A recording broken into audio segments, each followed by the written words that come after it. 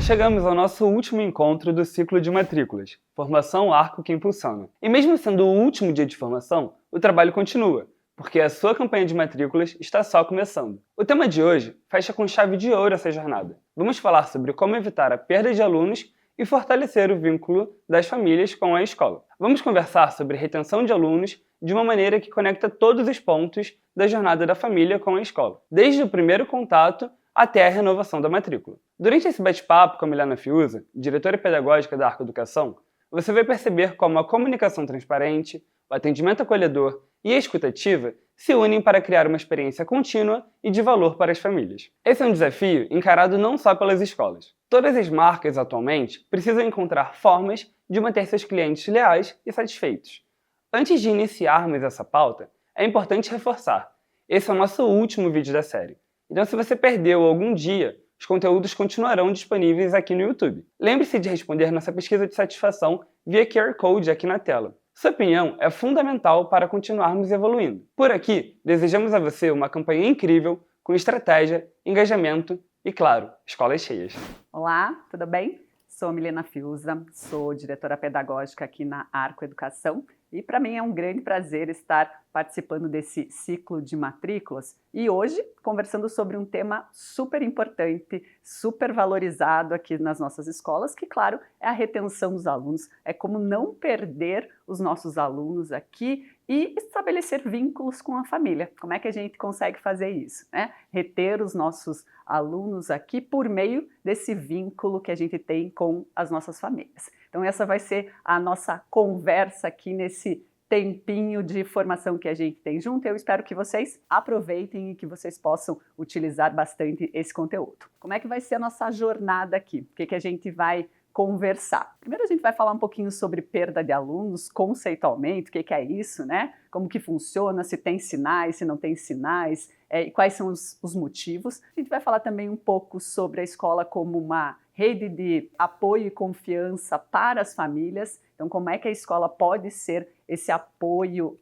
e essa confiança para as famílias, o que permite a retenção dos alunos. Depois disso, a gente vai falar um pouquinho sobre como é que a família fica presente, como é que a gente tem essa família dentro das nossas escolas. E, por fim, vamos finalizar aqui com a retenção. Como é que a gente faz isso na prática? Como é que nós podemos fazer ações que, de fato, vão reter os nossos alunos, vão fazer com que os nossos alunos permaneçam na nossa escola. Porque a gente já sabe, tenho certeza que vocês também, que para além de trazer novos alunos, novas matrículas, captar novos alunos, a gente tem um grande desafio que é fidelizar os alunos que tem, fidelizar os nossos alunos e fazer com que as famílias vejam valor na nossa escola para que queiram permanecer por anos conosco, tá bem? Vamos começar então aqui fazendo uma afirmação muito importante que perder alunos não é um evento, é um processo. Não acontece de repente, não acontece numa única vez, infelizmente, mas é um processo. E até fazendo aqui a diferenciação, perder alunos na escola privada é diferente de evasão. Né? Quando a gente fala de evasão, geralmente a gente está falando de um problema social. Evasão aqui, em 2023, nós tivemos mais de 9 milhões de alunos que tiveram nesse número de evasão, especialmente da escola pública, que não completam o ensino médio. Na escola particular, isso é um pouco diferente. São raras as exceções que os alunos se evadem e que não continuam o estudo. Eles geralmente ou vão para uma outra escola concorrente, ou vão para uma outra escola em outro espaço, outro lugar, por vários motivos, ou vão, evidentemente, para a escola pública. Né? Então, essa aqui, toda vez que a gente fala em retenção de alunos e perder alunos, é um pouquinho diferente de quando a gente pensa em evasão escolar aqui na escola privada. Muito bem, é um processo. Ele vai acontecendo aos poucos, né? Então, às vezes a gente pensa que lá no final do ano que o pai não renovou a matrícula, que a família não quis renovar, que aconteceu pontualmente aquele evento. Não tenho dúvida que não foi naquele momento que ele decidiu. Tenho certeza que foi acontecendo um processo durante o ano, durante alguns anos, enfim, foram acontecendo fatos que permitiu que lá, naquele momento, o pai não quisesse, a família não quisesse, ou não pudesse, enfim, ou optasse por outra escola. Alguns desses motivos a gente listou aqui. Claro que esses motivos, a gente tem um rol muito maior deles. Eu elenquei aqui para vocês alguns desses principais motivos e que são aqueles, inclusive, que a gente pode atuar. Que a gente na escola tem alguns motivos que nós vamos perder os alunos, enfim, eles vão trocar de escola, em algumas situações que a gente não consegue atuar. Mas esses especialmente são aqueles que a gente consegue ter uma grande atuação, ou que a gente deveria ter uma grande atuação. Por exemplo, qualidade de ensino. Sem dúvida, os pais, as famílias trocam de escola, buscam outra escola por conta da qualidade de ensino. E aqui a gente sempre está dentro do julgamento das famílias do que é qualidade de ensino, do que ela entende que seja uma qualidade de ensino. Mas mais do que essa percepção das famílias, tem de fato a qualidade de ensino que é comprovada diariamente nas atividades, nas tarefas, no material que a escola utiliza, nas aprovações, enfim. Então, tem aqui uma possibilidade de a gente comprovar todos os dias a qualidade de ensino. Claro, e também para as famílias fica muito evidente a evolução dos seus filhos. Então, ela vê diariamente a evolução dos seus filhos. Quando ela começa a perceber que não tem evolução ou que o filho não apresenta mudanças, inclusive de desenvolvimento, de comportamento, parece que há algum problema na qualidade de ensino mesmo da escola. Tem um outro ponto também que é das inovações pedagógicas. Então, as escolas necessitam ter inovações pedagógicas. O que não quer dizer que é encher a escola de aparatos que a escola não vai conseguir usar. Quando a gente fala de inovação pedagógica, é especialmente das inovações dentro da sala de aula, aquelas que os professores proporcionam e que isso faz com que o resultado seja maior qualidade de ensino. Então isso fica muito visível e evidente para as famílias. Tem um outro ponto aqui que é relacionamento. Relacionamento, sem dúvida, é muito importante. As escolas que têm bons relacionamentos com as suas famílias são aquelas que têm maior retenção, claro, dos alunos. Mas quando é que ele é um motivo para perder aluno? Quando esse relacionamento, quando a escola não tem, por exemplo, esse cuidado de manter bom relacionamento. E não bom relacionamento com a família, mas bom relacionamento com os alunos mesmo. Então, quando a escola que tem baixa escuta dos alunos, quando a escola percebe aqui que tem situações de problema, inclusive de relacionamento, entre professores, alunos e professores, entre os próprios alunos, e não faz nada, e não tem nenhuma atitude com essa situação. Isso faz com que o relacionamento da família e a escola fique mais comprometido e os pais e as famílias vão buscar escola onde ele seja ouvido, onde ele tenha um maior relacionamento. Outro ponto muito comum é infraestrutura. Esse aqui é um dilema, inclusive, para nós aqui que cuidamos das escolas, porque infraestrutura é aquilo que, inclusive, chama mais atenção, né? É aquilo que é muito visível. Quando a gente está falando de relacionamento, de qualidade de ensino, é um pouco mais implícito aqui, né? Então, você precisa estar ali na escola convivendo diariamente para entender sobre esses motivos. Agora, infraestrutura não tem jeito. Os pais, quando chegam na escola, quando você está falando de captação aqui, a infraestrutura chama muita atenção, a infraestrutura vai levar o pai a querer pensar sobre aquela escola ou não. Mas para quem está na escola, vamos pensar em retenção dos alunos e não perder os alunos. A infraestrutura também faz diferença, porque para as famílias que estão conosco há 3, 4, 5 anos, ela vai percebendo o quanto a gente vai melhorando ou não a infraestrutura. E, atualmente, com a grande concorrência, com o número de escolas que a gente tem, muito similares uma perto da outra, fica ainda mais fácil para as famílias fazerem essas comparações aqui de infraestrutura. O que a gente tem que tomar esse cuidado aqui quando a gente pensa em não perder alunos pela infraestrutura é pensar o que de fato é importante. O que é importante ter na infraestrutura da escola que vai fazer com que a família fique conosco, que a família nos escolha. Sem dúvida, a infraestrutura aqui que faz com que a família fique é aquela que deixa o ambiente mais acolhedor para o aluno, é aquela que deixa o ambiente mais seguro para o aluno, é aquela que permite que tenha mais espaços de aprendizado, mais espaços pedagógicos. Então, ao invés de a gente se preocupar às vezes com a infraestrutura da beleza do prédio, né, ou então aqui, que também deve acontecer e que a gente também deve conservar, mas a gente deveria pensar aqui que infraestrutura possibilita que o aluno fique mais seguro, mais confortável na escola e com mais possibilidades de aprendizagem. Esse motivo de perda certamente diminuiria quando a gente olha para isso. Por fim, é falta de diferenciais. E aqui é mais do que a gente colocar diferenciais na nossa escola, porque eu sei que todas as escolas fazem muito isso. Nos últimos anos, inclusive, a busca por trazer diferenciais para a escola é muito grande. O que acontece é que às vezes os pais não percebem esses diferenciais.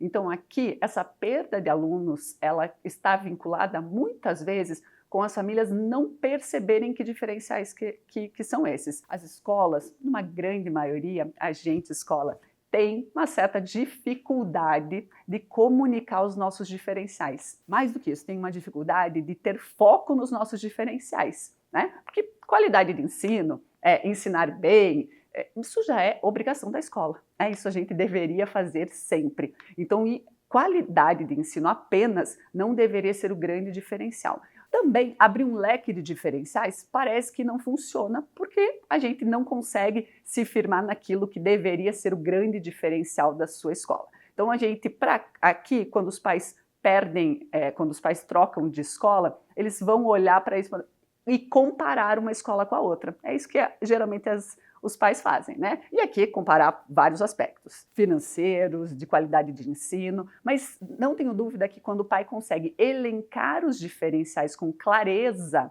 a opção pela nossa escola fica muito maior, né?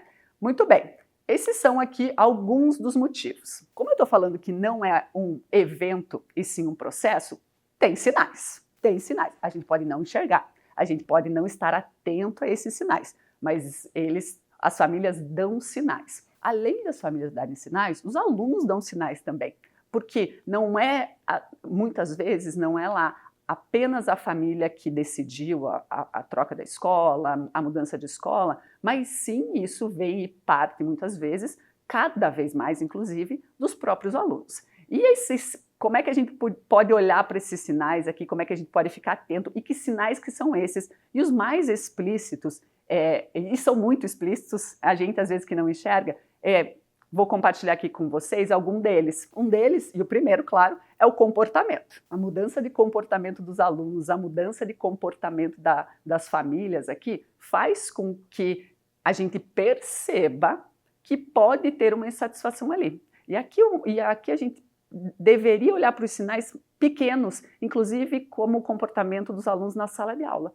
Então, quando os alunos estão desinteressados, e claro, a gente sabe aqui, né? Então a gente tem um tipo de comportamento dos nossos alunos normais aqui, inclusive de acordo com a faixa etária, de acordo com o assunto que a gente está trabalhando, a gente vai ter sempre gente que está desinteressada. O que a gente está olhando aqui é aquele aluno que era super engajado, aquela família que era super engajada, aquele aluno que gostava muito da escola, passa a se desinteressar por todas as atividades da escola, por todas as tarefas da escola. Isso é um comportamento, e por esse é mais fácil da gente identificar quando é comportamento, porque fica muito claro ali o que ele está fazendo, enfim. Ainda que não fale explicitamente que, por exemplo, quer trocar de escola, mudar de escola. O rendimento escolar também é um sinal. O rendimento escolar vai te dizendo que o aluno que tinha um bom rendimento, que era um bom aluno, enfim, começou a ter péssimo rendimento, começou a cair o rendimento, começou a se desinteressar. Porque vamos pensar que aqui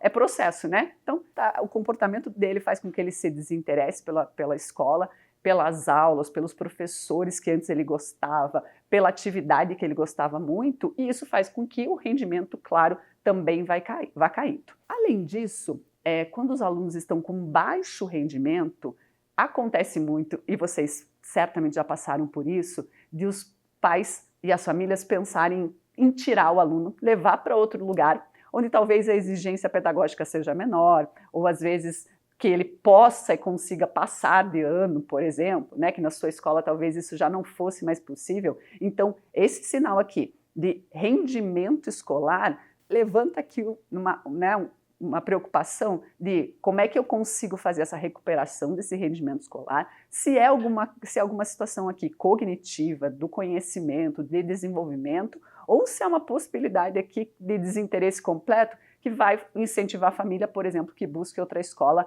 inclusive para que o aluno talvez melhore o rendimento lá em outra escola. Frequência, Isso, frequência é um grande sinal, e aí nem precisa ser uma frequência que uma falta reiterada, várias semanas, enfim, até porque quando isso acontece, parece que é um grande sinal e que a gente tem que, inclusive, ir atrás disso. Mas podem ser faltas aqui, ausências esporádicas, mas em momentos importantes. Em momentos aqui de passeio, em momentos de evento, em momentos de apresentação de trabalho, em momentos que seria bacana estar na escola e a família e o aluno, enfim, fazem a opção por se ausentar daquele momento. Então, a frequência, claro, especialmente quando a gente fala de evasão escolar, ela tem um grande peso, porque quando os alunos começam a faltar nas aulas, a se ausentarem, a grande possibilidade dele deixar, por exemplo, dele abandonar a escola. No nosso caso aqui, é mais difícil abandonar a escola, mas sim,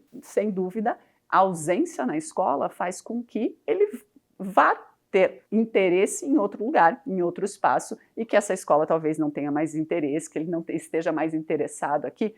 Aí, ainda que a gente já faça aqui, né, todos os parênteses que a gente tem sobre os alunos se interessarem pela escola, pelo estudo e tudo mais. Mas geralmente os alunos gostam, os estudantes gostam da escola. Talvez eles não gostem de estudar, né? Talvez eles não gostem de ficar dentro da sala de aula, mas o aluno gosta da escola. Então, quando há muita ausência aqui desses alunos, é um grande sinal que a gente deveria enxergar.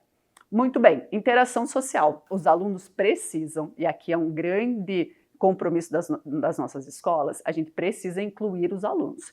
Todos os alunos, eu estou falando aqui de todos os tipos de aluno, de todos os alunos. Parte dessa inclusão é a interação social. Parte de incluir alunos é fazer com que eles interajam entre eles, interajam com os professores, interajam com o restante da escola. Quando isso não acontece, então quando o aluno não consegue interagir, quando ele fica isolado, e aí, gente, a gente olha em todos os lugares aqui, né? No recreio, nas atividades, nas brincadeiras, na sala de aula especialmente, quando ele começa a não interagir, isso faz com que esse espaço da escola não fique bom, evidentemente, que ele não queira mais ficar nesse espaço. E isso é bem importante, especialmente quando a gente recebe aluno novo, né? A gente recebe aluno às vezes no meio do ano, ou a gente recebe no começo do ano mesmo, e ele não era dessa escola, e ele veio para a sua escola.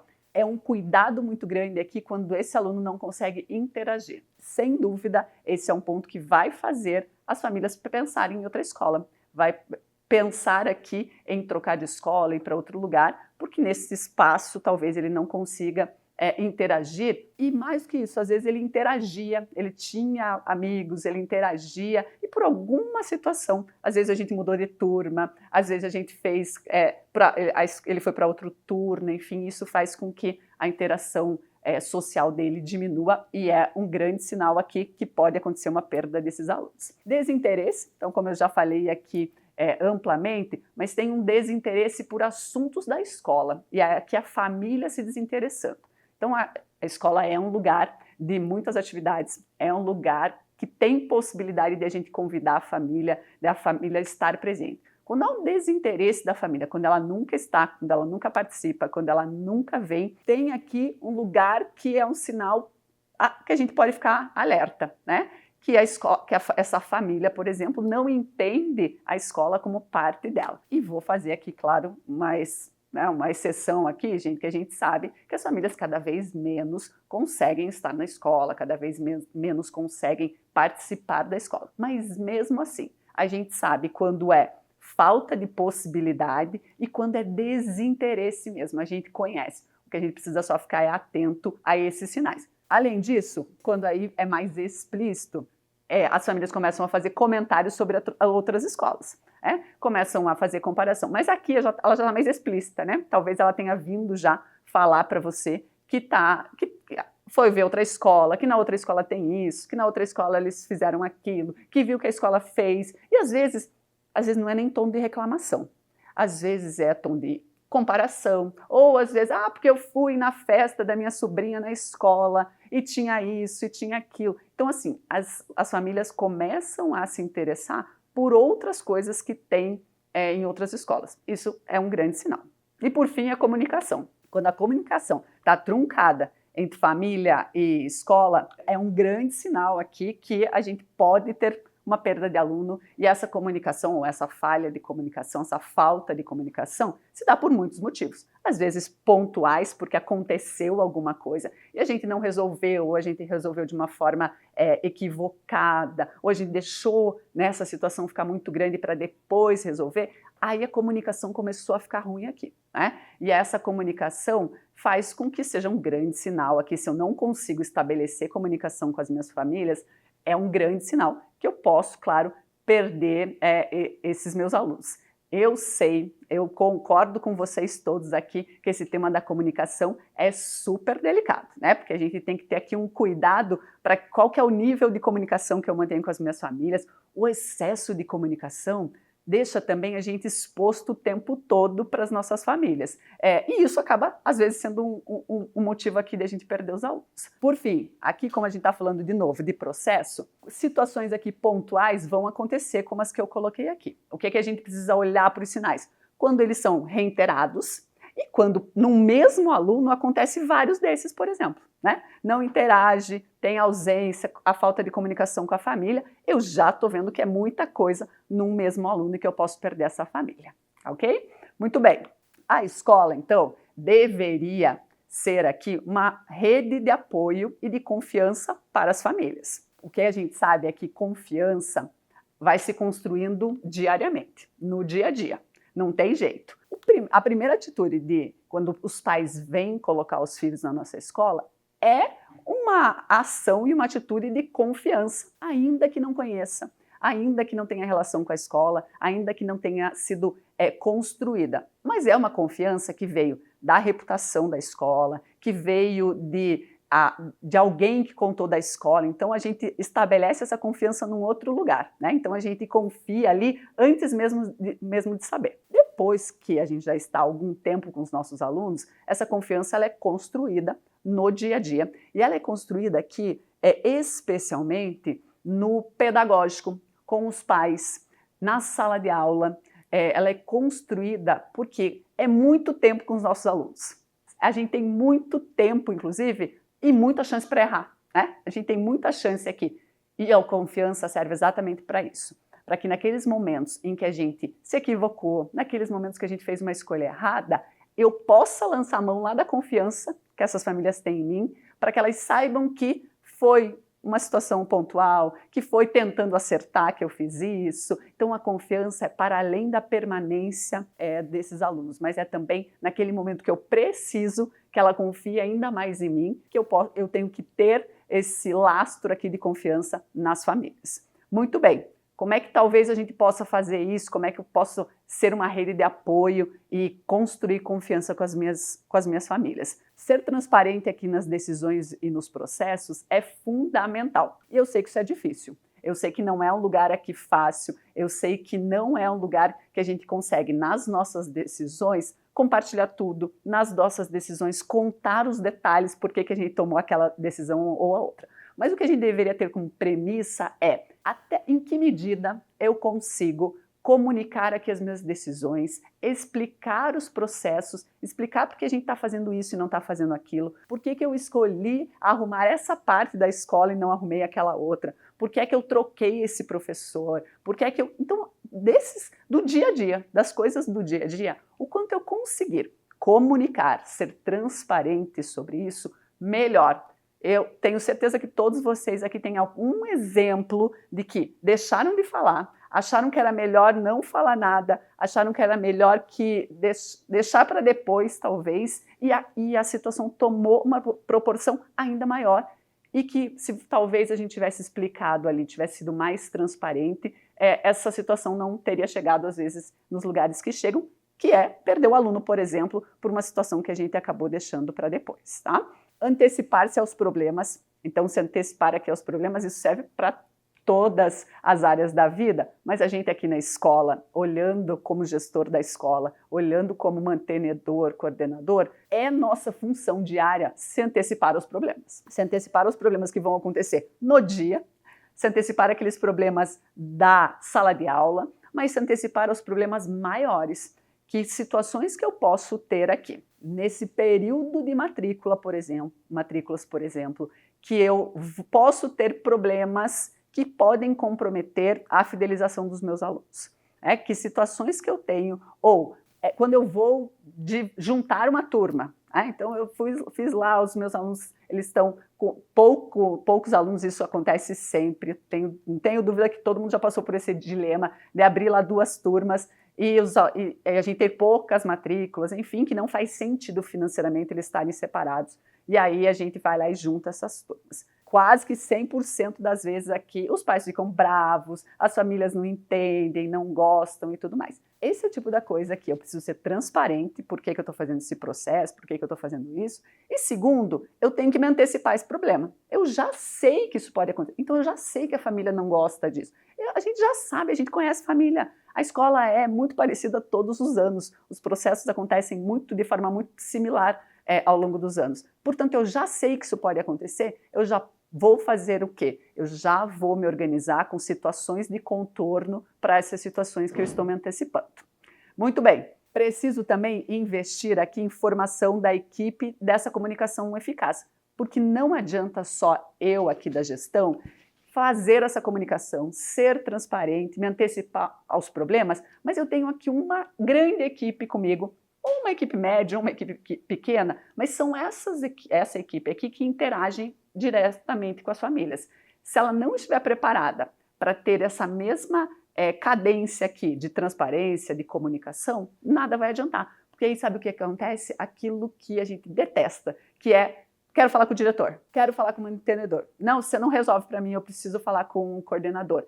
Porque a impressão, evidentemente, é que se eu não tenho boas pessoas formadas, eu sempre vou estar precisando resolver aquilo que podia ter resolvido lá na primeira entrada que o pai fez dentro da escola, já podia ter sido resolvido lá com o professor, e a gente vai levando em outros lugares, mas talvez seja por falta de capacitação e formação de quem recebe essas famílias na escola.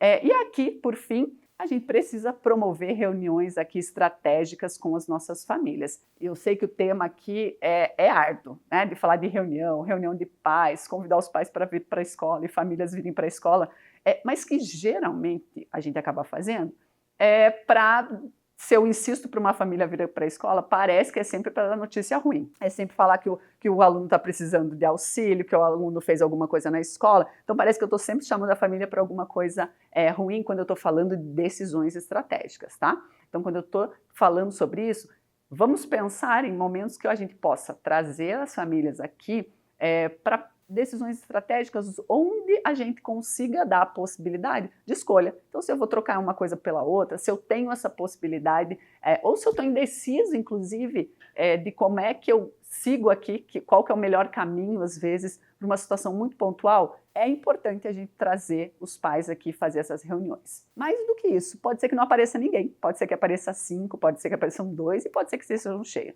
O importante também nessas situações é ter o espaço. É abrir o espaço, é estar disponível para isso. Independente se o outro lado vai corresponder, independente nessas situações estratégicas, né? Diferente, claro, quando eu estou falando de alunos, porque aí quando eu chamo os alunos, quando eu preciso de reuniões sobre os alunos, específico daquele aluno, eu preciso que a família, claro, se comprometer e aceite o meu convite. Muito bem, como a comunicação é muito importante, quando a gente está falando em construir confiança e construir rede de apoio, eu estou dizendo aqui que comunicação tem um peso muito grande, que ela precisa ser transparente e precisa ser ativa. Ela precisa aqui partir da gente o tempo todo essa comunicação. Eu faço isso de que forma? Estabeleço canais claros para que essa comunicação aconteça, e isso é tão importante e às vezes é tão difícil que a gente esquece aqui quais são os canais que a família tem para falar com a gente. A família sabe exatamente quando ela precisa falar com a gente, que canal que ela vai. Se ela vai usar a rede social nossa, se ela vai num canal de WhatsApp, se a gente tiver, se ela liga na escola, se ela... Às vezes o canal não está claro de como é que eu faço essa comunicação, né? E o contrário também, quando a gente está aqui proativamente comunicando as nossas famílias, escolham bons canais para fazer isso. Mais importante, inclusive, escolham sempre os mesmos canais para determinadas comunicações, porque aí os pais já sabem que se está vindo por aquele canal, ele entende que é uma comunicação do seu filho, por exemplo, pedagógica. Se ele recebe por outro canal, ele entende que é uma outra comunicação institucional, que é uma comunicação de festa, que é uma comunicação de eventos, enfim. Então, essa comunicação aqui é tão essencial e às vezes a gente se atrapalha aqui porque a gente coloca muito canal, a gente mistura os canais aqui a ponto de a família nem olhar mais, porque aí ela nem entende. E às vezes lá no meio daquela comunicação estava falando que o rendimento do filho estava ruim, que você precisava dele, da família na escola, mas se perdeu lá no meio da festa, no meio de outras coisas dessa comunicação. Além disso, a gente precisa se comunicar com regularidade, não só, como eu disse, em situações críticas. De novo, não dá para só chamar, não dá só para mandar um recado na hora que a situação está crítica, por exemplo, com o filho. A gente precisa se comunicar com regularidade. E aqui também é outro desafio, porque a gente sabe que tem um limite aqui, a gente sabe que toda vez que a gente amplia muito essa comunicação, a gente estressa esse canal de comunicação com as famílias. Mas a ausência de comunicação, a ausência de notícia não é a mesma coisa que notícia boa. Então, se não está vindo aqui comunicação da família para vocês, pode ser que tenha alguma coisa esquisita ali naquela família e, de novo, a gente volta lá nos motivos da perda. E o contrário é verdadeiro. As famílias também acreditam que se a escola não está falando com ela, é porque está tudo bem. E às vezes não está tudo bem. E às vezes a gente precisa, de fato, ampliar e ter regularidade aqui nas nossas comunicações. E por fim, a gente precisa, parece óbvio aqui, mas a gente precisa manter sempre um tom empático, claro e profissional nas nossas comunicações, que também é difícil, porque às vezes quando a gente está resolvendo situações muito específicas, muito do aluno, muito próximas, a gente vai às vezes para um lugar pessoal, a gente vai para um lugar aqui muito íntimo às vezes, e a comunicação acaba perdendo a efetividade que ela deveria. Mas o contrário também é verdadeiro, né? Essa comunicação muito distante, muito formal, parecendo que a gente está falando ali com um robô, também não funciona com família. Todo mundo sabe disso aqui, todo mundo lida com a família, sabe que o tom que a gente precisa usar é super importante. Fora isso aqui da obviedade que eu estou falando sobre o tom, o que é importante? Que a gente precisa contar para todo mundo da nossa escola qual é o tom que a gente deve usar na escola. Aqui não dá para cada um usar o seu tom aqui, mais pessoal ou menos pessoal.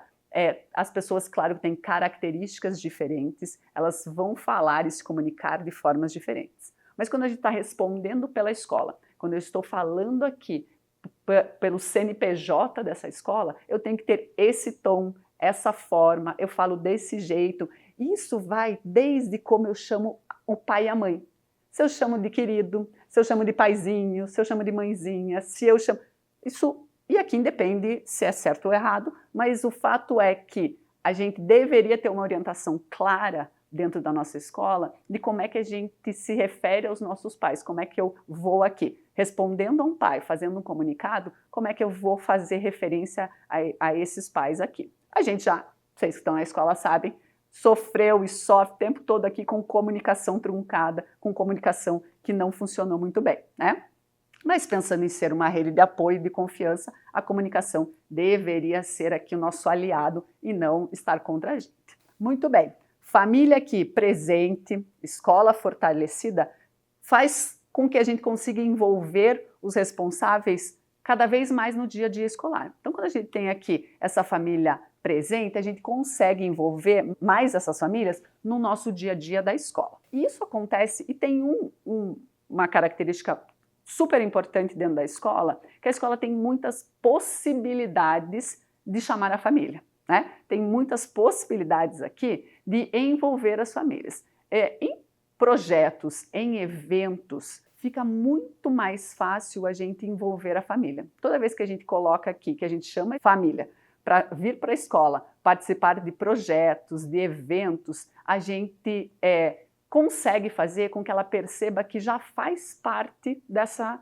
escola. E não que eu estou convidando ela para vir fazer parte, mas ela já faz parte da escola. Então, nós chamarmos aqui a família para vir para a escola, sem dúvida é um momento que a gente vê a escola florescendo. É quando a gente vê que a gente está semeando lá com a família e quando ela vem de fato participar, a gente percebe que a escola floresce sem dúvida nesse momento. como é que a gente pode fazer isso aqui de maneira prática, né? Onde é que eu escolho aqui, o que que eu escolho, onde a família pode participar mais ou pode participar menos, ou, mais que isso, onde que tem mais efetividade? Nós aqui que temos uma rede de escolas muito grande, espalhada pelo país todo, a gente consegue perceber, e por isso que eu coloquei esse rol aqui, inclusive olhando para a nossa experiência toda aqui que a gente tem com as nossas escolas, olhando diariamente, as nossas equipes estão dentro das escolas, a gente consegue perceber o que faz mais sentido, o que atrai mais as famílias do que outras ações. Por exemplo, criar aqui projetos que conectam emoção e propósito, isso aproxima muito a família. Isso faz sentido para a família. A escola é um ambiente aqui que deveria deixar explícito o tempo todo o seu propósito e é um lugar afetivo, é um lugar emocional. É só vocês lembrarem aqui as lembranças que a gente tem de infância afetivas, geralmente elas têm relação com a escola. As não tão boas também têm relação com a escola. Ou seja, ela está na memória, a gente tem memória afetiva da escola.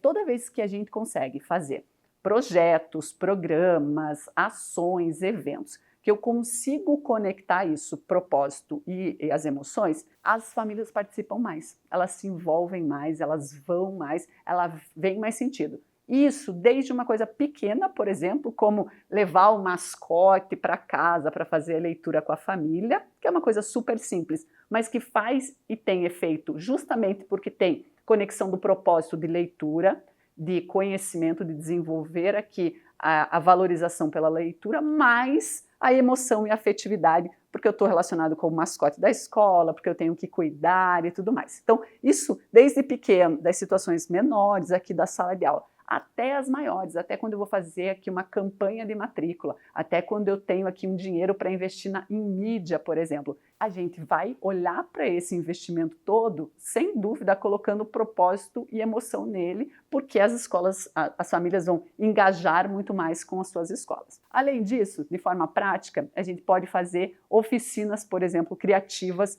com as famílias, em família, e não somente aqui, em momentos específicos do Dia da Família ou momentos específicos de festa da família. O que gera melhor e maior engajamento das famílias é a gente fazer isso em outros momentos, em momentos que eu vou convidar a família para vir entender um pouquinho como é que é a metodologia de ensino que a gente faz aqui com o nosso material, e eu vou fazer com que eles participem de uma atividade, de uma oficina, eu trago a família mais para próximo e não só naqueles momentos pontuais, que esses a gente é muito criativo, nesses a gente faz muitas coisas diferentes. A nossa sugestão é que isso aconteça em outros momentos que não esses tão específicos. Além disso, a gente precisa tornar a participação aqui contínua, claro, não eventual, e sim com aquele cuidado imenso de saber o tanto que a família está participando dentro da escola, o quanto ela consegue participar e o quanto ela deveria estar naquele lugar. Então, quando a gente fala aqui de tornar contínua e não eventual, esporádica, e não é por acaso que é eventual, porque a gente sempre vai pensar que ela vai vir em eventos, em situações muito pontuais, eu perco a família no meio do caminho se ela for só desse jeito. Eu também perco se ela estiver todo dia dentro da escola, né? Então, se eu tiver família que está o tempo todo dentro da escola, eu também vou perdê-la. De novo, porque a gente aqui não consegue o tempo todo dar atenção para as famílias do jeito que elas mereciam, porque a escola gira e acontece apesar da família estar ali, né? Então as coisas vão acontecer, ou seja, a presença o tempo todo da família também faz com que eu possa perdê-la sem dúvida. O que a gente precisa aqui é esse equilíbrio para que seja contínuo, e quando a gente está falando aqui de não eventual, não preciso de eventos específicos, que já são os conhecidos pela escola, para que a família possa interagir. Eu posso fazer isso com mais regularidade, de forma mais contínua. Além disso, aquelas situações que a gente já faz muito, mas apresentação e exposição, incentivo a família a participar aqui das decisões para esses momentos, inclusive, palestras, workshops, atividades esportivas aqui de bem-estar. Então isso aqui entra tudo num pacote, que é o que a gente faz muito já na escola. O que é importante para a retenção dos alunos, né? Quando é que isso vira algo importante na retenção? Quando as famílias vêm, participam desses momentos e sentem que fez parte mesmo, sente que ali era o lugar dela, sente-se confortável ali, sente que ali ela está vendo um ponto do que o filho passa todos os dias.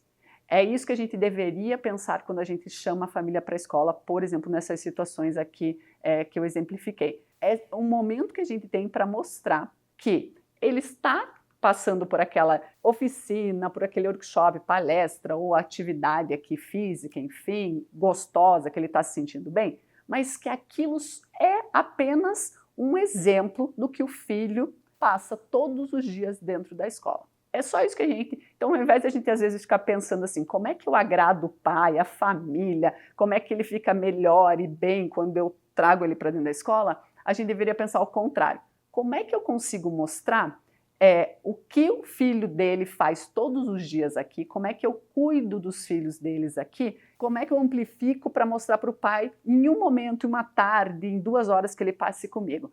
Quando ele tiver essa certeza de que aquilo só é um pedacinho do que o filho tem todos os dias, a gente certamente vai ter a retenção dessa família, não vai perdê-lo aqui pelos motivos que eu falei inicialmente. Muito bem, por fim, aqui no nosso último bloco, eu vou falar sobre retenção na prática. Como é que a gente consegue fazer aqui ações contínuas para que a gente possa reter os nossos alunos? Estão relacionadas com os motivos das perdas, né? Então aqui eu relacionei a grande maioria com os motivos que eu falei de maior perda, por exemplo, a qualidade de ensino, né? Então, quanto à qualidade de ensino, os 2 pontos aqui que eu coloquei super importantes, que é a falta de inovação e metodologias inadequadas. Quando eu estou falando de falta de inovação, não tem relação apenas, tem sim, mas não apenas com implementações tecnológicas, por exemplo, enfim, mas falta de inovações quando a escola está sempre a mesma. Quando a escola não, em momento nenhum, apresenta nenhuma novidade. Quando não tem nada para contar de novo.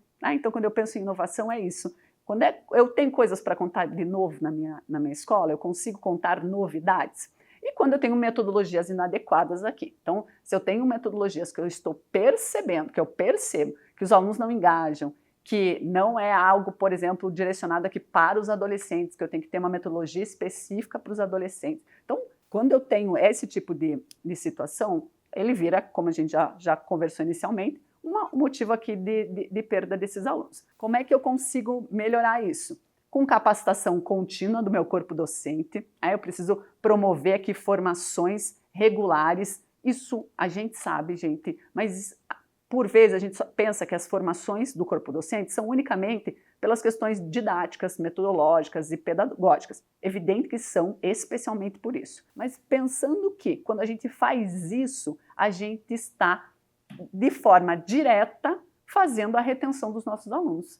De forma direta e de forma explícita. Porque quanto melhores professores eu tenho, mais capacitados eu tenho, mais, sem dúvida, os pais vão confiar na qualidade de ensino dessa escola. Isso vale, inclusive, para quando a gente fica lá, meio indeciso, se vai participar de uma formação, se vai dispensar aula naquele dia, porque a gente vai ter que enviar os nossos professores numa formação, ou porque eu vou fazer uma formação dentro da escola. Quando vocês estiverem nessa indecisão, gente, façam a escolha por dispensar aula sim naquele dia, explicar para as famílias que o professor está em formação.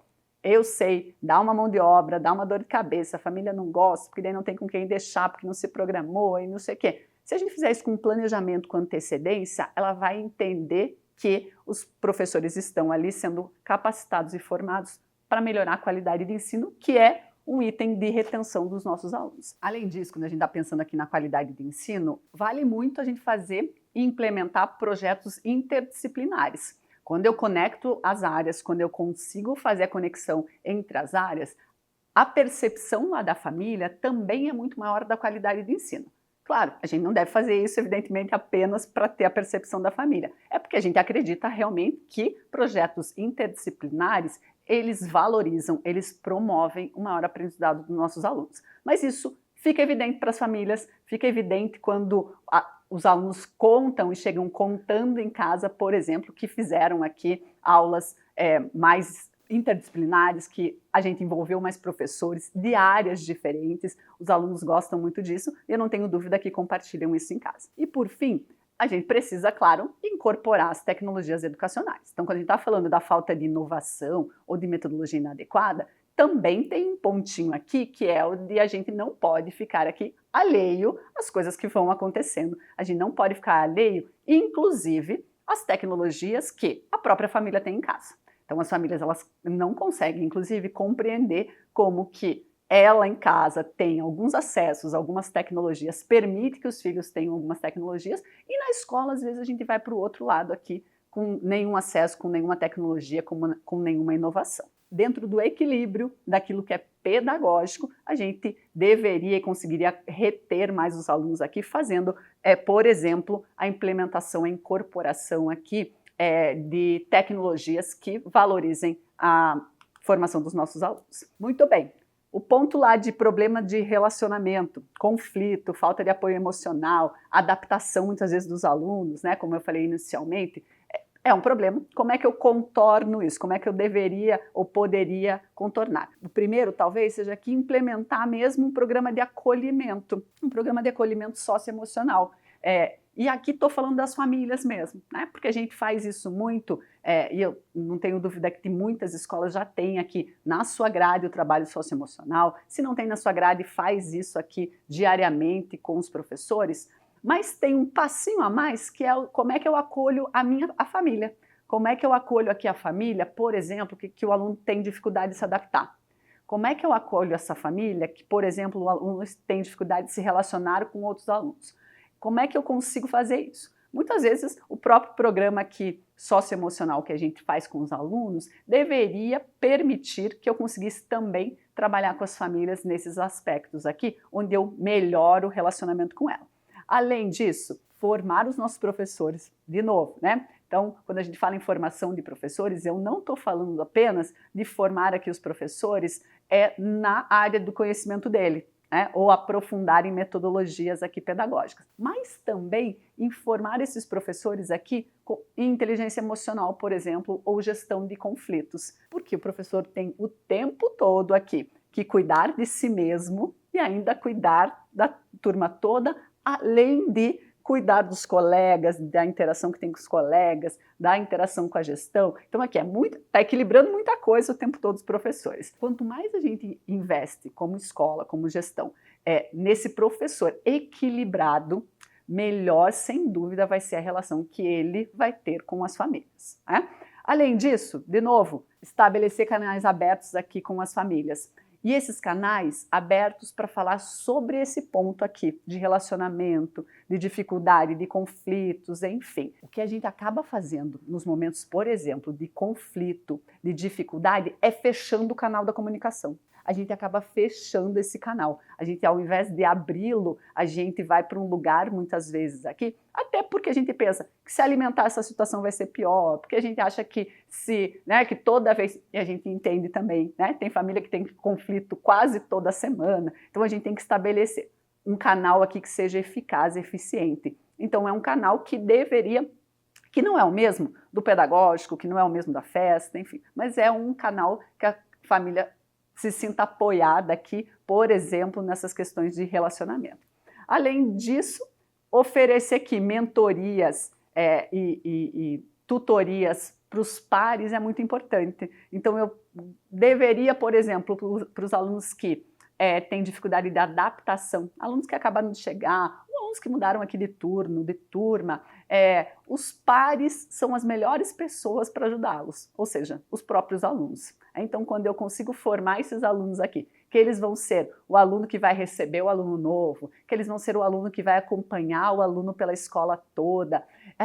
E é super importante esse ponto que, se a gente pensar nos alunos novos, às vezes os alunos chegam na escola e eles não sabem sequer onde é o banheiro, a cantina, a quadra, porque a gente entende que os alunos vão entrar na escola e vão para a sala de aula e ali é o único espaço que eles vão interagir. Mas pensem que tem a escola toda e que às vezes isso faz com que os alunos inclusive se isolem e fiquem mal adaptados, às vezes apenas porque não está localizado no próprio espaço. Então a gente ter outros alunos que sejam empáticos fazendo esse acolhimento é super importante. Quando eu estou falando de infraestrutura aqui defasada, que é a carência de recursos ou espaços inadequados, que é um dos motivos de perda, como é que eu consigo melhorar esses espaços aqui? Inclusive, porque aqui passa por um lugar financeiro, aqui passa por ter planejamento financeiro. Mas tem também outros, antes talvez do planejamento financeiro, que é fazer um diagnóstico aqui da estrutura atual. Eu tenho que entender como é que está a minha estrutura atual, eu tenho que entender, eu preciso saber onde é que estão meus pontos aqui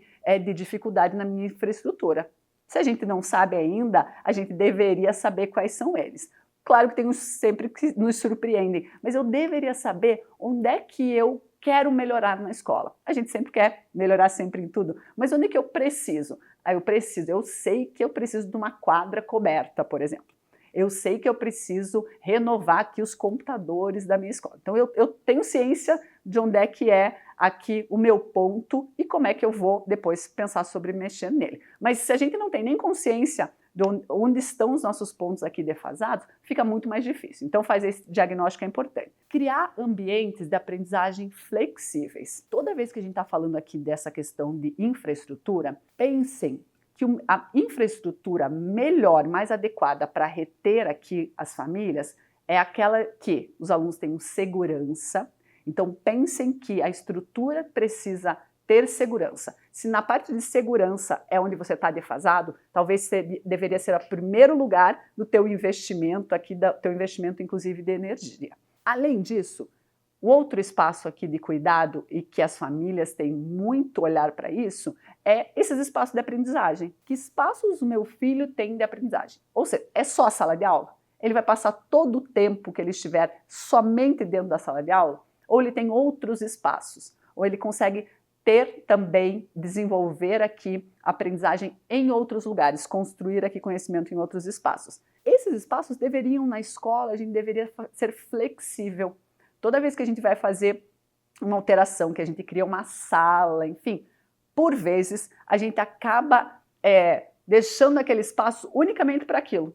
Porque a gente mudou parede, a gente derrubou parede, a gente pintou inteiro, a gente construiu ali no meio, enfim, que impossibilitou que eu tenha outras coisas ali, outras situações, que na hora parece super bacana que eu criei uma super sala ali, mas pense que eu estou inviabilizando aquele espaço para outros lugares, para outras atividades. Então, quanto mais espaços de aprendizagem flexível eu tenho, mais eu consigo ter situações inovadoras, mais eu consigo mostrar aqui situações diferentes para as minhas famílias. E por fim, claro, eu preciso investir aqui gradualmente em recursos tecnológicos de novo, pensando em infraestrutura, e aqui a gente precisa escolher as batalhas financeiras, inclusive, mas sempre a gente deve, claro, para reter os nossos alunos, pensar que algum tipo de investimento na infraestrutura, e não vamos pensar que a pintura que eu faço todo ano é um grande investimento na infraestrutura, né? Porque essa é quase que obrigação, o cuidado, a limpeza, manter o jardim, gente, isso é o que a gente tem que fazer aqui já de largada. Só para a gente ter uma escola a gente já deveria fazer isso. Aqui é muito mais pensando como é que eu consigo fazer poucos investimentos ou gradativos investimentos que a família também perceba isso ao longo dos anos. Falta de direcionais estratégicos aqui e posicionamento claro. Preciso saber o que eu tenho aqui, né? Eu preciso saber o que é que eu ofereço para os meus alunos. Revisar a proposta pedagógica é super importante. E aí, não tô nem pensando aqui em revisar para mudar, mas eu estou pensando em revisar para ver se ela continua atualizada com aquilo que eu continuo fazendo na escola. Além disso, eu preciso comunicar aqui às pessoas que estão na minha escola que proposta pedagógica é essa. Ela precisa estar explícita para todo mundo, porque para além apenas do professor na sala de aula que implementa diariamente, mas também para as pessoas que trabalham na escola, as pessoas que vão atender, por exemplo, na campanha de matrícula, elas precisam saber qual que é a proposta pedagógica da minha escola. E para isso, como a gente não está falando apenas com pessoas da educação muitas vezes, pessoas aqui que têm embasamento pedagógico, o melhor que a nossa proposta pedagógica seja é clara, coerente, que ela consiga comunicar o que eu faço dentro da escola por meio dessa proposta pedagógica. Identificar que pontos fortes a minha escola tem. Eu preciso ter um rol aqui de pontos fortes muito claro. Eu sei muitas vezes que o diretor, que o dono da escola, que o mantenedor tem aqui a lista do que ele sabe no que a escola é boa. Ótimo, já é um ponto aqui, se todos eles tiverem a sua lista aqui, nem que seja mental, do que é o ponto forte da escola. Mas aí eu preciso evoluir nisso, né? Preciso contar para todo mundo que pontos fortes são esses. Eu preciso fazer com que as pessoas de dentro da minha escola percebam esses pontos fortes. Eu preciso, quando alguém perguntar para esse professor que trabalha na sua escola, por exemplo, o que tem de diferente lá naquela escola? Qual que é o ponto forte da escola? Esse rol deveria estar muito claro na cabeça dos professores. Esse rol deveria estar muito claro na cabeça da pessoa da secretaria, de todo mundo que trabalha na nossa escola. Eles devem ser claros aqui e por isso que o tempo todo a gente tem que ficar listando aqui. No que é que eu sou bom? No que é que eu sou forte aqui? Tem aquilo que eu quero ser, né? Então, assim, tem aquilo que eu quero ser bom, que eu vou ser um dia, mas no que hoje eu sou bom, no que hoje eu sou forte? E, de novo, ser forte apenas em ter boa educação, boa qualidade, boa construção de conhecimento, deveria ser o lugar onde todas as escolas estão, né? Deveria ser o lugar onde todo mundo que trabalha com educação já saia desse espaço aqui. Então, às vezes, a gente comunicar apenas isso, parece que é óbvio que a escola deveria ter qualidade aqui na educação. Aí, claro, a gente aqui, para comunicar, a gente precisa desenvolver um plano de marketing aqui comunicando esses diferenciais. A gente tem que fazer isso e aqui em medidas diferentes. Às vezes eu tenho uma pessoa que cuida disso lá na escola e aí eu preciso olhar e falar olha, vamos contar aqui os nossos diferenciais. Às vezes eu tenho uma agência externa, às vezes eu tenho uma grande área dentro da minha escola. Independente é que o tamanho que a gente faça isso dentro da escola, o importante e mais importante é conseguir comunicar quais são esses diferenciais aqui. E engajar, claro, toda a equipe, como eu já falei. O que não dá é para não saber quais são aqui os diferenciais, eles não serem claros, e mais do que isso, ter um rol de diferenciais aqui onde eu faço um pouquinho de cada coisa. Não dá, porque um pouquinho de cada coisa a gente já faz também na escola. A gente deveria mapear aqui 3, 4 pontos que a gente é muito bom, que a gente é muito forte e que na hora que eu vou aqui olhar para uma escola e para outra, eu consigo identificar esses pontos fortes aqui que são diferentes, por exemplo, de uma outra escola. Por fim, a gente pode usar as avaliações aqui como um guia contínuo de melhoria. E aqui eu estou falando de vários tipos de avaliação, né? A escola tem vários tipos de avaliação, mas estou pensando especialmente na avaliação institucional, naquela que eu pergunto para as pessoas o que elas acham da minha instituição. A escola aqui tem avaliação pedagógica, né, acadêmica, que vai lá olhar para desempenho do aluno, e de novo, esse é um ponto importante que eu posso olhar para ele para ver se eu vou reter ou não o aluno. Tem a avaliação de clima escolar, que eu vou entender internamente como é que as pessoas da minha escola estão olhando para a minha escola, como é que o aluno gosta de estar aqui na tua escola? Ele gosta? Ou ele só está porque o pai, né, obriga ou só porque ele é obrigado a estudar? Mas ele gosta de estar aqui? Fazer pesquisa de clima com as pessoas de dentro da escola é super importante. É perguntar para os alunos aqui se eles se sentem bem, qual que é o espaço que ele mais gosta da escola, qual a parte do ano que ele mais gosta, que professor que ele gosta, aquelas perguntas que a gente gostaria de saber muitas vezes, mas com frequência, porque quando eu estou falando de clima, pensem que ele muda, né? O clima não é o mesmo durante o ano todo. Ele pode estar bom no começo do ano, depois ele pode ficar ruim, ele pode melhorar, Então o clima precisa ser frequente, eu preciso conseguir fazer essas pesquisas com frequência, porque isso varia muito da época do ano que eu estou. E aí, claro, eu vou olhar para o ano todo e vou pensar se eu tive mais bons climas dentro da minha escola ou não. Tem a avaliação, claro, de infraestrutura e dos recursos. Como eu já falei aqui, ele é um ponto importante, então eu deveria tentar saber sobre eles.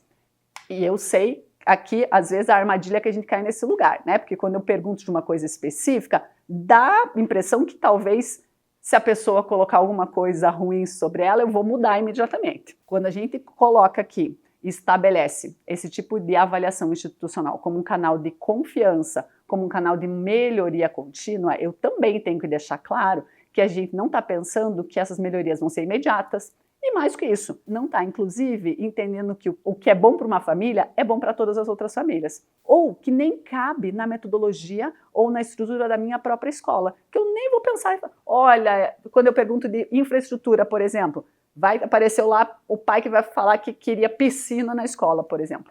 Nem faz parte do nosso trabalho, você nem pensa em colocar isso, porque nem é da sua, né, nem está na tua proposta pedagógica. Ou seja, a gente só precisa devolver a resposta dizendo que esse não é a escolha da escola, que não é dessa forma que a gente trabalha e que ao invés disso a gente tem isso. Né? E aí tem a avaliação aqui de satisfação, que é aquela avaliação, inclusive, que eu vou falar sobre a satisfação do trabalho pedagógico, a satisfação com os professores, a satisfação da escola como um todo e a satisfação pontual sobre as atividades que eu faço também. Então essa pesquisa aqui de satisfação ajuda, inclusive, quando eu faço atividades na minha escola, quando eu faço um evento, quando eu faço uma festa, enfim, eu preciso saber também se eu acertei, se foi boa escolha. Porque quando a gente faz uma pesquisa muito genérica, eu não consigo saber exatamente, especialmente quando tem algum ponto ruim. Eu não sei exatamente onde é que está o problema. Às vezes parece que a família está insatisfeita com a escola toda e às vezes só foi uma coisa pontual lá do estacionamento no dia da festa.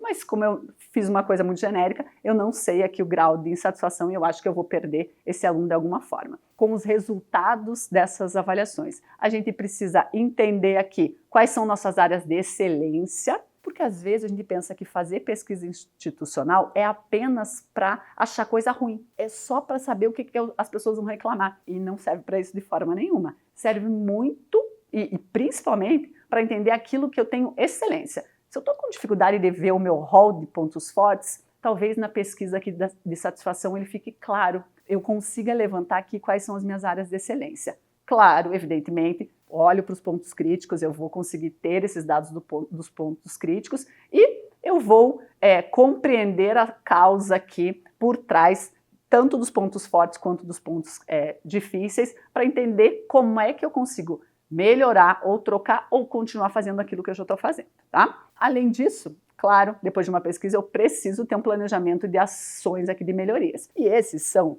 imediatas, são a longo prazo, são a médio prazo. O fato é que eu preciso fazer alguma coisa. Então, se não adianta e nada vale aqui a dedicação de a gente fazer avaliações institucionais se eu não vou fazer nada com aquilo, evidentemente. Então, eu vou fazer aqui a revisão do aprimoramento curricular, por exemplo, se as queixas que aparecem lá para mim são de qualidade de ensino, são sobre o trabalho dos professores, por exemplo. Então, eu vou ter que olhar um pouquinho aqui no meu currículo, nos meus projetos, naquilo que eu ofereço, se eu consigo melhorar a aprendizagem aqui de alguma forma. De novo, capacitar aqui os professores, melhorar a comunicação e investir aqui em infraestrutura ao longo do tempo, né? Além disso, depois que eu faço essa avaliação aqui institucional, eu preciso ter indicadores para ver se eu melhorei ou não, né? Então, se eu vou me dedicar a corrigir alguma coisa aqui que apareceu nessa avaliação, eu preciso ter parâmetros para saber como é que eu estava antes e se eu melhorei ou não. Então, eu preciso ter indicadores, preciso ter avaliações intermediárias nesse tempo aqui, né? Porque às vezes a gente vai fazer uma mudança grande lá no final só, e aí eu vou esperar talvez para fazer uma avaliação lá depois que eu faço essa grande mudança, e eu preciso aqui de avaliações no meio para ver como é que está, de novo, o clima enquanto isso vai acontecendo. E, evidentemente, preciso contar aqui, dar os feedbacks para quem respondeu essas perguntas, se eu vou conseguir fazer essas mudanças, agradecer pelos pontos aqui de excelência, enfim, eu preciso retornar alguma coisa para quem participou dessas avaliações. Transparência aqui eu preciso ter com esses resultados, né? Quando a gente faz aqui pesquisas de satisfação, muitas vezes a gente pega os resultados e fecha eles, pega esses resultados aqui e fica apenas com o diretor da escola, o gestor, enfim, fica com poucas pessoas.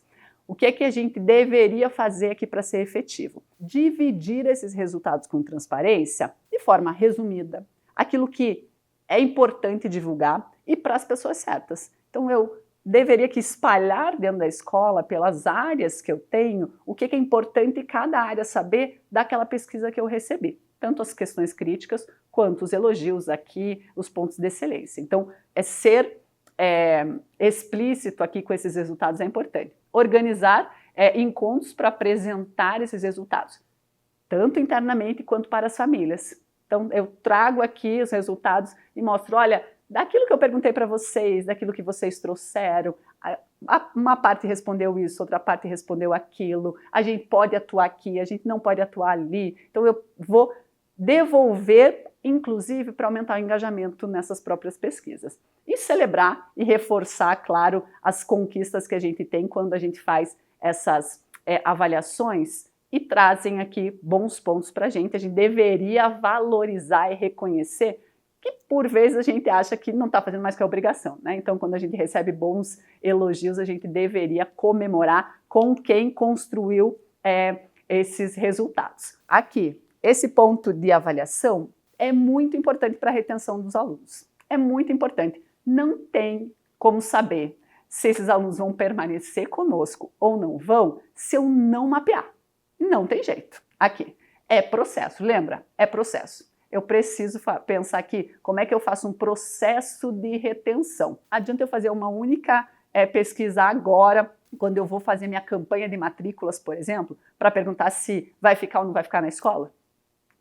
Não adianta. Porque às vezes os pais, inclusive, você pode ter 100% aqui de adesão que vai ficar na escola e, de fato, na matrícula isso não se comprovar. Então não adianta aqui a gente fazer uma questão apenas pensando que ela tem a ver com a retenção de alunos. Não. Toda pesquisa que eu faço dentro da escola deve ser um guia contínuo para a retenção dos nossos alunos. Por fim, quero finalizar aqui dizendo que quando a família se sente parte da história da escola, que ela escolheu num primeiro momento, que ela ficou em alguns momentos na escola e que ela vai estar ali, toda vez que a família se sente parte dessa história, ela quer continuar escrevendo os capítulos dessa história junto com a escola. E ela não quer de forma nenhuma virar a página e ir embora. Então, quando ela faz parte, ela gosta. E aí, de novo, vamos pensar aqui afetivamente na escola aqui. As pessoas voltam para suas escolas, voltam levar os seus filhos, enfim, quando elas sentiram que fizeram parte dessa história. E como é que a gente constrói essa história? Como é que eu consigo ajudar aqui, pegar na mão da família e escrever junto a história? Quando eu entendo que essa confiança se constrói no dia a dia da escola, que quando eu construo com ela linha por linha de escrita, não adianta que não vai ser lá só num evento específico que eu vou construir e conseguir escrever uma página inteira aqui do capítulo da vida da família nessa escola, mas é no dia a dia escrevendo linha por linha aqui junto com a escola, é tendo um ambiente acolhedor e seguro para os alunos, mas também para essas famílias, né, para essas famílias que precisam cada vez mais aqui da escola e, claro, os resultados aqui fazem diferença. Então, lá no fim, eu preciso ter bons resultados para que eu tenha a retenção dos meus alunos. Todo mundo quer ficar na escola, todo mundo gosta daquele ambiente, eu adoro, mas vou sair porque não tem resultado, porque eu não estou vendo o meu aluno evoluir, porque eu não estou vendo o meu filho aqui. E quando eu estou dizendo aqui resultado, claro que eu estou falando sim de resultados de aprovações, resultados acadêmicos dos alunos, mas eu também estou olhando aqui esses resultados como brilho no olho dos alunos na hora que eles querem ir para a escola, engajamento nas atividades, afetividade e vínculo com os professores. Isso também é resultado. Quando eu vejo isso, eu também percebo que tem um grande resultado aqui do nosso trabalho. E isso faz com que a família opte a ficar na nossa escola e não virar a página e escrever o capítulo novo em outro lugar. Então é isso que eu desejo aqui, nós da Arco desejamos para as nossas escolas, que elas tenham um bom ciclo de matrículas, lembrando sempre que esse ciclo de matrículas, ele não é o momento único que a gente faz matrículas, né? As matrículas aqui talvez a gente vá culminar nesse momento aqui da assinatura do contrato com o pai, da renovação aqui dessa matrícula. Então, porque a gente precisa de um período do ano para fazer isso em específico, até para a gente poder se organizar. Mas, sem dúvida, matrículas, retenção desses alunos e, infelizmente, perda deles, acontece ao longo do ano. Ao longo do ano isso vai acontecendo. Há um momento específico que é na virada do ano letivo que a gente vai saber se isso vai se efetivar ou não. Mas certamente é um processo aqui gradual e contínuo manter os alunos ou, infelizmente, perdê-los. Agradeço muito, espero que eu possa ter colaborado com cada um de vocês e Até a próxima com outras orientações e outras formações aqui sobre as nossas escolas. Obrigada! E com essa aula incrível, a gente encerra o nosso ciclo de matrículas Formação Arco que Impulsiona. Foram 5 dias de formação preparados com muito carinho para vocês, nossas escolas parceiras. Muito obrigado por terem participado com a gente. E se você perdeu algum dia, não tem problema. Todos os encontros estão disponíveis aqui no YouTube. Aproveita para assistir novamente e compartilhar com toda a sua equipe escolar. Ah, e se você ainda não respondeu a nossa pesquisa de satisfação, ainda dá tempo. Sua opinião é essencial para a gente continuar evoluindo. Mesmo com o fim dessa formação, a nossa jornada juntos continua. Fique de olho nos lançamentos especiais, nas novas campanhas e nos materiais exclusivos que preparamos para apoiar a sua escola na construção de uma campanha de matrículas de sucesso. Contem com a gente, vamos juntos impulsionar o crescimento da sua escola.